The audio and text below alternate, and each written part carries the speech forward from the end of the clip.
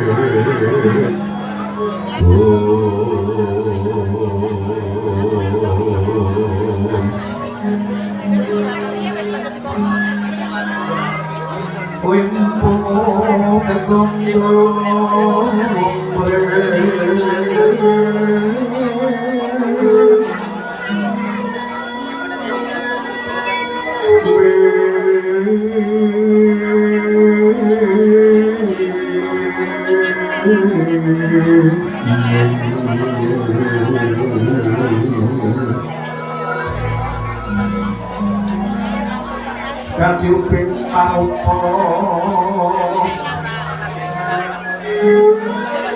marupa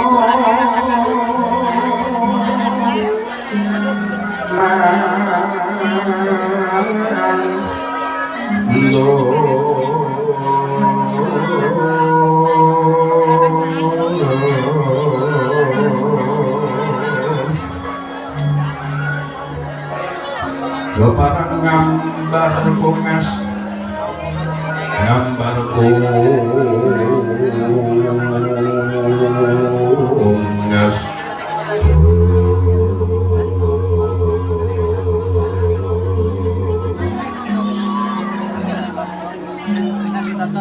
ngepeti jongeng pasir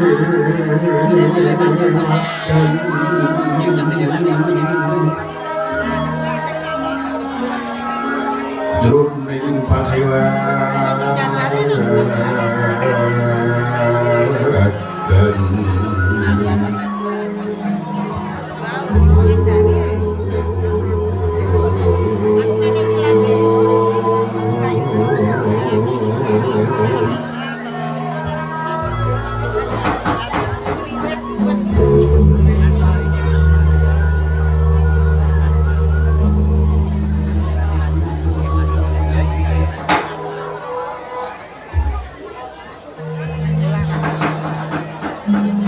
yo ton sedenggang sini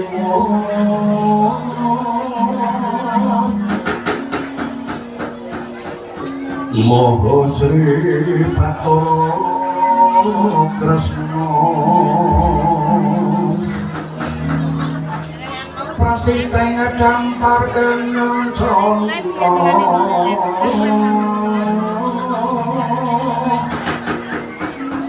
Asri rengganing busana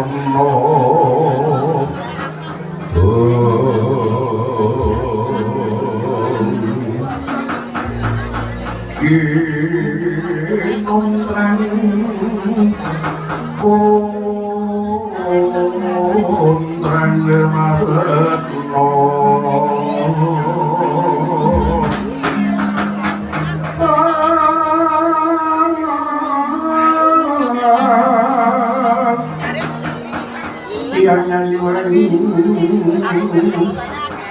ya nyuwun Wisnu Bathara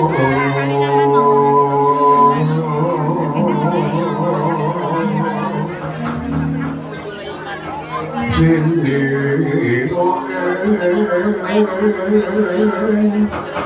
tinjua yo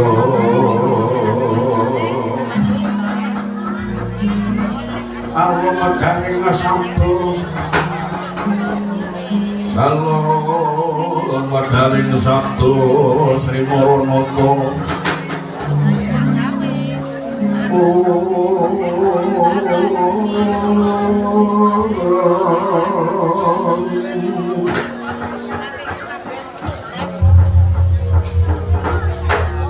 Niwan Sukma kang wiwit kumpawan ing sing datang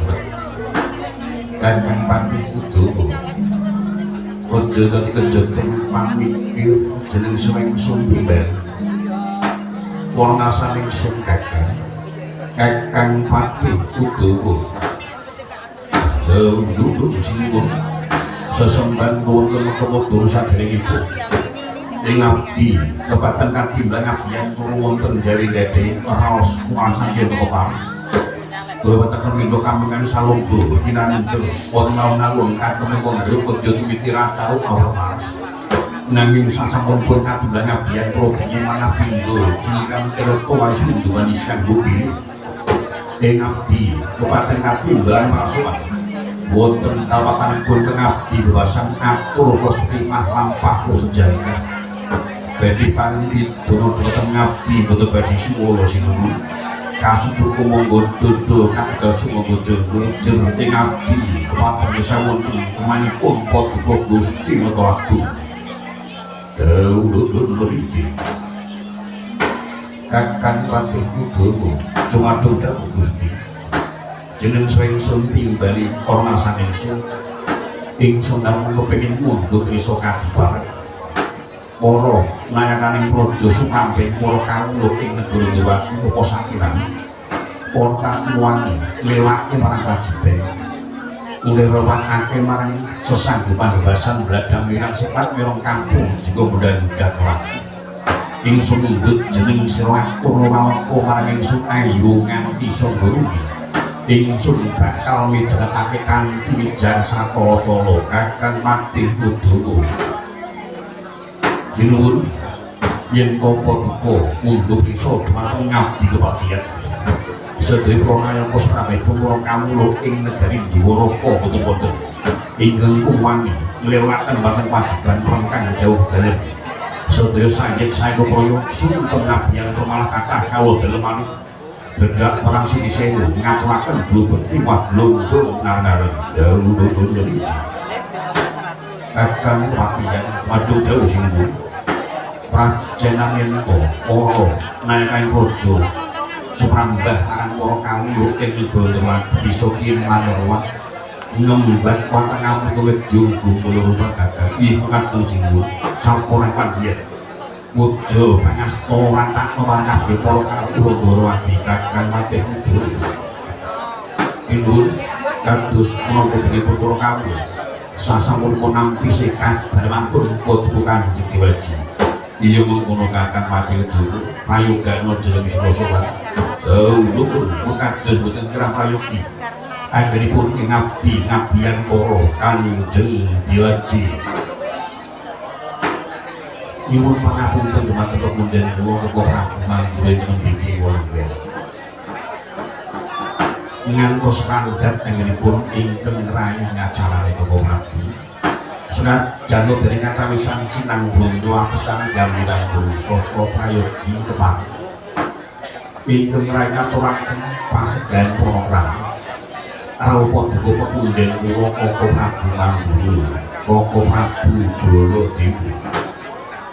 Yestu jagat manik raja diwaku jagat manestiwa tak opo tak loro tak kedol kali ngomodho kosong dadi menika puliyadi yen nyata semua itu kadan kutuwa ngendi kamu tak cancang bujeng weni malu ing jogo ibu ana ing panggon kula sepono sak jroning salingmu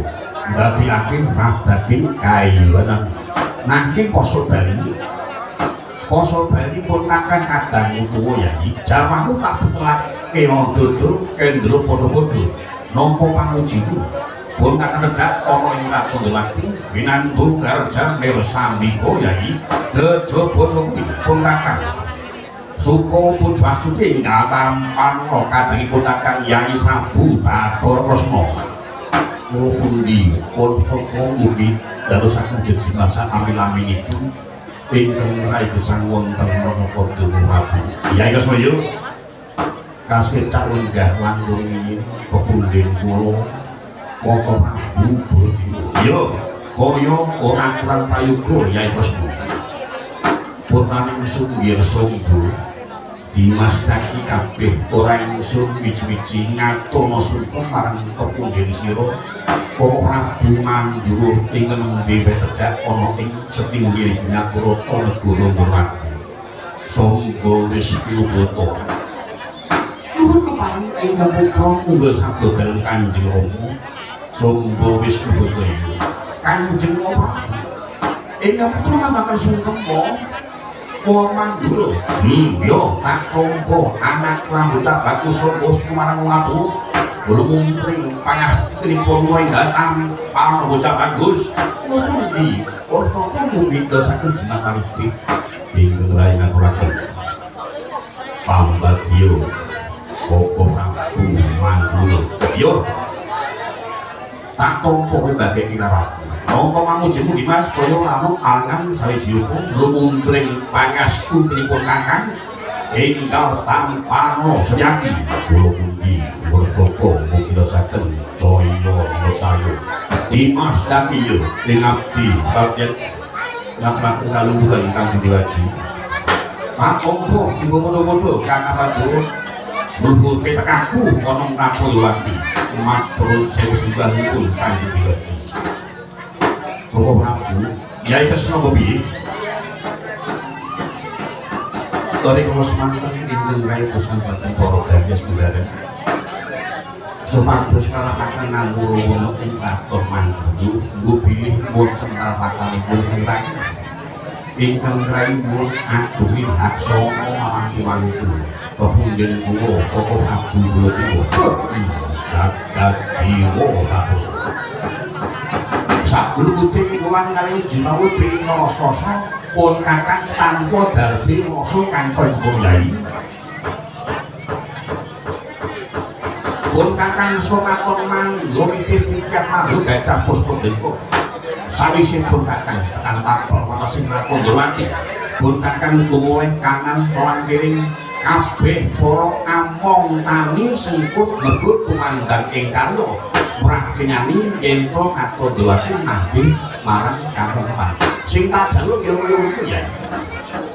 bisa gumulung TKT gumulung rasane bisa manunggal antara Gusti lan kawula lan Gusti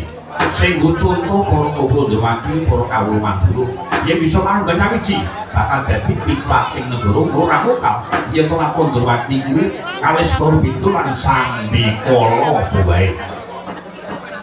banjur pun kakek lan ngatur langsung karo Yai Yai Kresna ngersakake pun kakek tedak ana Murwati iki jane mawigati apa umpamane Kraton Murwati iki ana wekten tak kira babagan kamasmitan babagan kawicaksanan pun kakang karo Yai Kresna luwih wicaksana tresna luwih wasita Yai Kresna upamane Kraton Murwati iku ana traman sing nekani gawe brentak gawe cacita kaling para kawasitan mesti dodok semekara tak kira pun kakang karo Adi Mustaki luwih sentosa Adi Mustaki tak kira luwih digdaya Adi Mustaki yen pun kakang jaman nom iya pancen pun kakang merantasi apa wae ning ati ana para gawe nang saiki pun kakang wis Prabu Yuswa dadi srawani ngopo-ngopo anane itu marang para nayaka marang para Senopati Mandura upamane yen to ana kapan nanging yen kepengkok ing gawe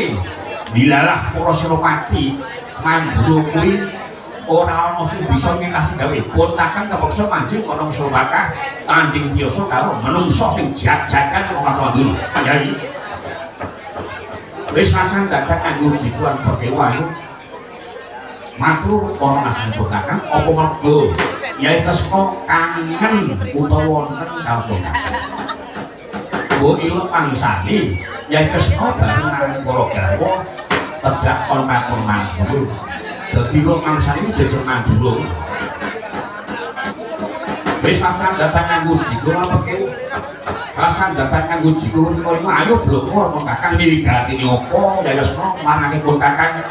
tedak ana Kraton Murwati Yai Kresna matur sembah nuwun Bapak Prabu kuwi kula semanten nembe kemawon ingkang rai menika mula pramanten yubukipun Abimanyu kaliyan putri Ndrawati ipun Siti Sendari kula iki boten namung tamun kula semua ngarep iki nganggo iket lan kabeh para kadang-kadang pendhawa melu among tamu Duryudana Swana saupe si Abimanyu karo Siti Sendari kok Prabu kepiye sasampunipun dawuh Abimanyu kaliyan pun Siti Sendari kanthi Abimanyu menika nampi negari saking swarga Prabu Jayawijaya inggih punika kasatriyan Tanjung iya Abimanyu menika gadah entek dan menapa gadah entek kepingin badhe mulyaken kasatriyan Panjenengan ngantos moncara menika dirasa wonten pepangkonipun ing Kendari lha dibantu kok pengen bangun kasatriyan tak kira sing dibangun ora ming kasatriyan Abimanyu kepara Abimanyu kepengin bakal bangun rohanine para kawula ing Panjenengan dibantu ya mergo pancen Abimanyu bocah sing durus pira umure ora ramung ana krepotane si Abimanyu wong tuwa ku jangan mbantu karo anak ana paribasan anak polah boko praja ayo bebarengan bantu marang Abimanyu Abimanyu dadi entek sing apik kepengin bakal bangun rohanine para kawula kepengin bakal bangun raja ing Panjenengan nanging wonten syarat lan sarana Prabu piye ana syarat lan saranane mengatakan Prabu apa syarat lan sarana wonten satunggaling syarat sarana magepan dumateng pokok aku madu lho magepan rampunaken ya mengatakan Prabu wis tinggal dikendikake sarane sepisan Abimanyu nggih badhe bangun utawi mulyaken kasagan Tanjung kedah saged nampi nugraning biro inggih menika Wahyu Eka Jati kapinalipun kedah mawi srana pusaka ngamarta Jamus Kalima Sada kaping tiganipun mawi pusaka Ndrawati Puspita Wijayasena ingkang bekasan ingkang ngadepan dumateng pokok Nabi mawi pusaka manggil inggih menika pusaka Sanjata Nendara gandengan Abimanyu dadah sedya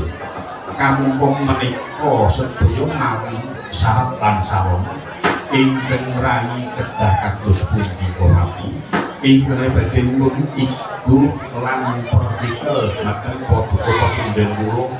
monggo Prabu mandiri mekaten Prabu Baladewa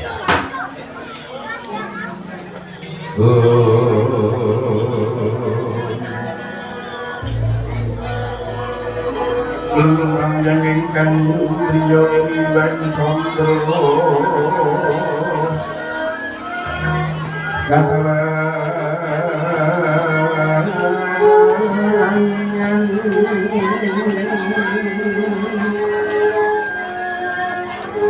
sumu ing tias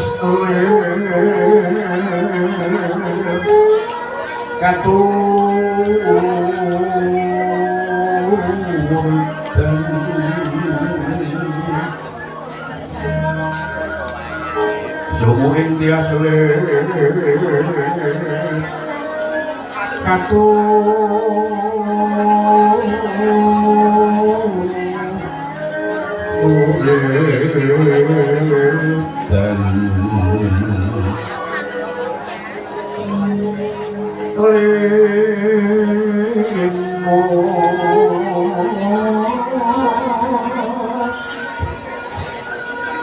kabeh tanging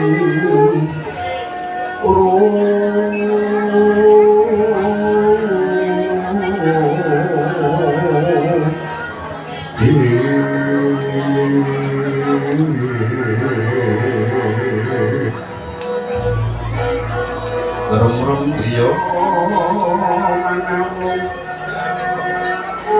driya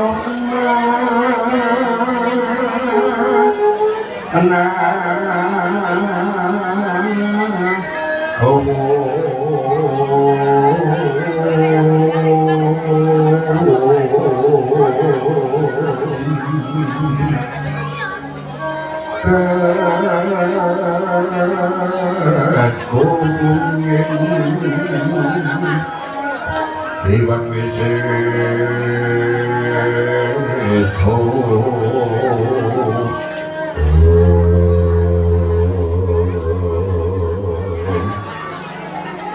Panono kang ujiwas Panono kang ujiwas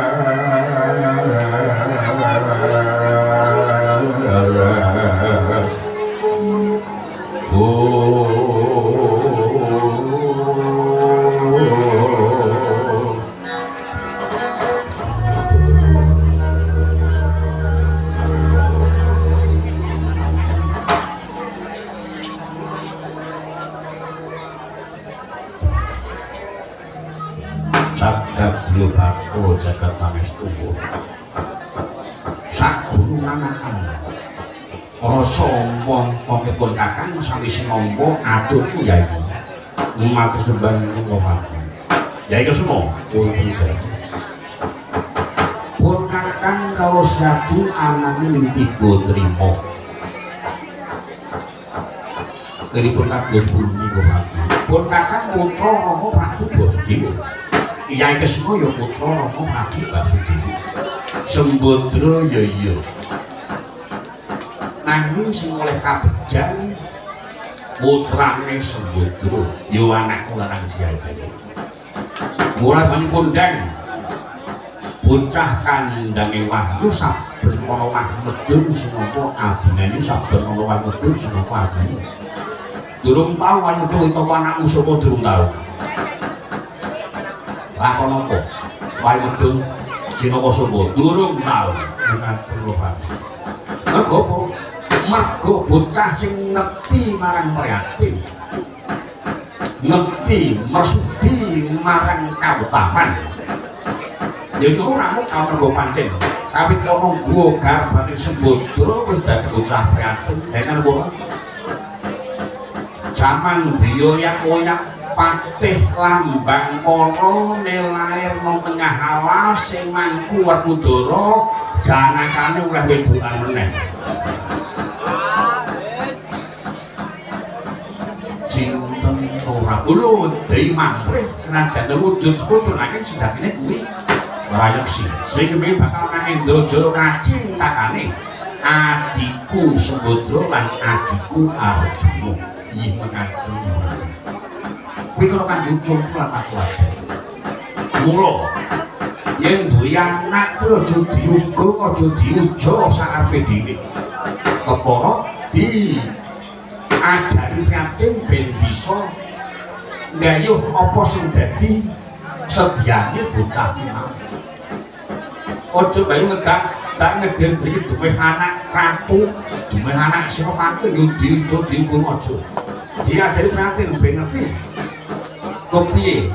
urip nang alam donya jeneng wong urip nang alam donya kuwi ora gampang ora bisa duweke mekaten ora lan banjur putangan anak marang Jengkor Yai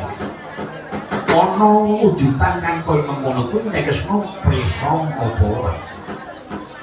babagan menapa syarat lan saranane anggone arep pengen bakal bangun kasatriyan Tanjung babar pisan ingkang rayi mboten anak Kesma jagat Diobato iya kepiye wae yen Baladewa karo Lesna ki tuwa Baladewa arep kondang Kyai Lesna Prabu sing waskita kados wicaksana nanging kalah pengalaman karo Baladewa iki kok malah kuwi badhe desa menapa turun jenipun syarat lan saunanggenipun yungkupun abimani bangun kasaryan sepisan nganggo srana nggayuh wahyu kang aran Wahyu Eko Jati. Wahyu kuwi kabebaran. Eko wis aring siji, Jati wis nang sejati. Yen ngabung sing kuat kanggo nang suatu besok bakal dadi ratu sing sejati. Saklo mimpi ngene ora ana sing timbang, ora sing padha karo anakku lanang sing adem. Mekaten ora. Banjur kang ngomong loro. Nganggo pusaka ngamata jamus Kalimasada. Pusaka jamus Kalimasada kuwi buku pedoman. Pedomane wong urip ana merga dosa apa sing ngerti isine. Pusaka kasebut ateges mangerti marang kebating pati lan pathet kanggo pandhonging para mudha ya iki. Mekaten ora. Senajan para mudha sok seneng ngumbar manang hawa nafsu barang marang kang ngerti isine pusaka jamus Kalimasada ilang. Hawa kang kan iku mau banjur nengenake marang panembah, nengenake marang utama nyingkur marang kadunyan. Mekaten ora. Banjur sing apa to? Nganggo pusaka Drawati ya ku Puspita Wijayasena. Puspita wi kembang. Jaya Priyungga Kusuma dasar Abimanyu ki Krain Kusuma rebut sing madu wijining Andata. Senajan padha-padha Senopati padha-padha Tras konggirisanan sapa sing padha ramani ora. Merga manjing kundang bocah kandange Wahyu.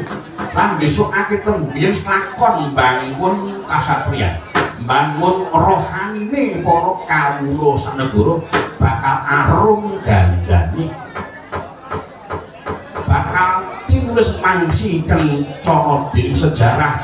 ditulak marang kabeh para putra wayah. Mekaten ora. Sing kuwasa nganggo pusaka Mandura ya kuwi senjata ndoro. Nang bola kuwi setempuh bola kuwi apa? Bola kuwi kalih. Upama mane bisa ngertangasa sing dipikirke ora ning jero kraton nanging adane uga mikirke sak jabane kraton, mikirke para kawula ing Tanjungan senajan to ing kawula tani nanging mlebu dadi saka guru negara. Mekaten ora. Cinta jalan yang mengukir jengaki beda-bedake lan jengaki mbancing nggih mbancilaken anggone nyekel pangasa ngatur marang para kawula. Abimanyu pantut kanggo conto marang para Ratu Prabu. Mekaten ora. Lajeng sakmenika kersanipun Prabu.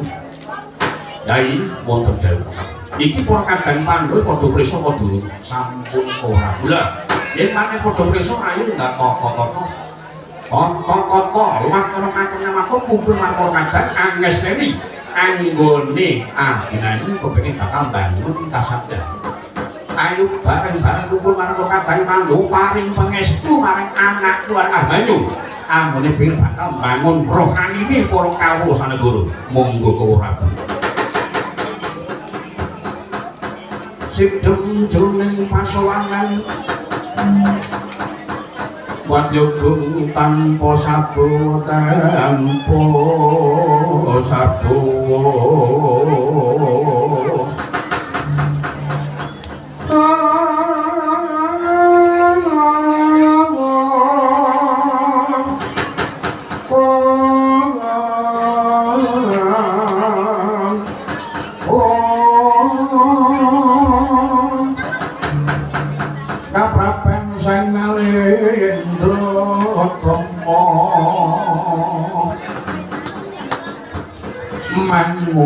mangu kawenangan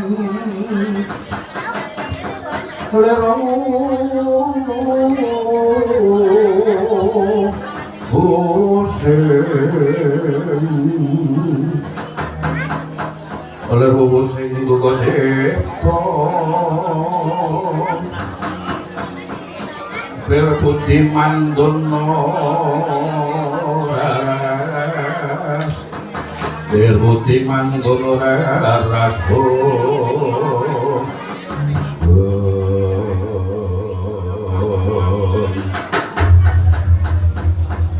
terus Kidul permane datang sabawane melengani sik.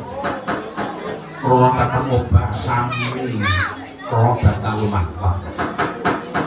Dengan tos pulang ribut imbang acong. Ngoto dewati malaikan rokok.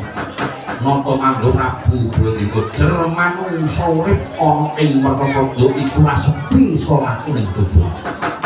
Ing kono nggae kandung pinoko watu kandung ujahe ngganten Prabu jalan kecor. Memango. Dengan nyabang kecuwa dengan timanding bantul terima berat dereng kami sing lagi. Terima panggilan kedep tiga kedep pengepo dereng kami sing pisan kampung kula saru gegereng jowo yang ngaso tangkap penuri. Nang iku capuk. Iku mantap pon nriti klongos binat roto rakoyo. Tilurah Semar Sang Pindo Warni. Ini apa sih ban berpepeh ya soto kami bro.